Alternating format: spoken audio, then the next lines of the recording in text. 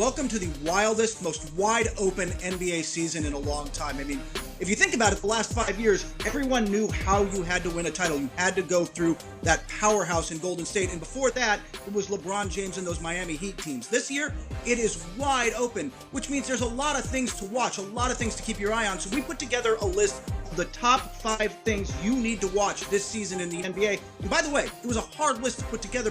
I left off, is this the end of the Warriors dynasty and will Steph Curry have a bounce back year? I left off, is the relationship between the NBA and China going to continue to be an issue? It's going to flare up again. You wait. I left off the coaches challenge. There's so many things to watch. Here's the big 5. Number 1, LeBron James versus Father Time. I mean, this is a huge issue. The Lakers got Anthony Davis. He's my MVP pick, and he and LeBron are flat out the best duo in the league right now. But there are so many questions around the Lakers. Will Kyle Kuzma step up? What about Dwight Howard and Rajon Rondo?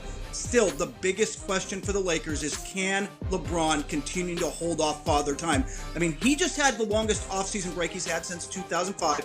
Nobody takes better care of his body and works more on recovery than LeBron, but he's going to turn 35 this season. That's a lot of miles. Was last season's groin injury a fluke, or is it the start of a trend? That is something to watch. Number 2, Russell Westbrook and James Harden. Can they share the ball? Look, they're two of the most ball-dominant, isolation-heavy players in the game, on the same team, at the same time. It's easy to say, hey, there's only one ball, but there is a little of that. The flip side of it is they've known each other since high school. I think they're going to work it out. I think they're going to play faster. Mike D'Antoni will stagger the minutes. Both have to be willing to work off the ball, but offensively, I think this is work. I think ultimately Mike D'Antoni is right. Great players figure out how to play together.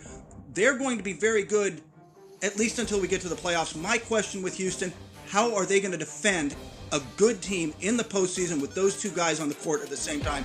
It's going to be a real challenge when you get up against the other elite teams. Number 3 thing to watch. Can Philadelphia beat Milwaukee playing big? I mean, look, the Bucks are the team to beat the East. They've got the MVP in Giannis Antetokounmpo, who will probably even be better this year. They've got a strong team around him of quality players. The Bucks deserve to be the favorites. They are the favorites. They can defend. They can score. This is an elite team. The 76ers have lined up to go at them by going big. Forget the small ball era.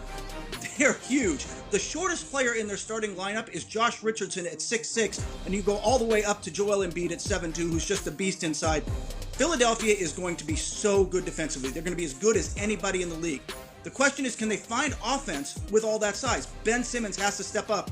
And that means hitting a few jumpers and spacing the floor, but also stepping up as a leader in key moments. Tobias Harris has to be an all-star level shot creator. Because last year it was Jimmy Butler at the end of games. He had the ball in his hands. Simmons, Tobias Harris, those are the guys who are going to have to step up this year. If they find that offense, this is a team that is an absolute real threat to the Bucks and could win it all and be in the NBA Finals. The number 4 thing to watch this season, can the Clippers gel with Kawhi Leonard and Paul George and live up to all that potential? Look, NBA GMs just voted them the most likely team to win an NBA championship this year. That's a lot of pressure. They deserve to be it, though. It's weird to say the Clippers are the preseason favorites, right? But they deserve to be there. They have Kawhi Leonard and they have Paul George. This is going to be team load management. They've got to keep them healthy. They also have depth. Lou Williams and Montrezl Harrell are going to come off the bench with the best pick and roll in the league.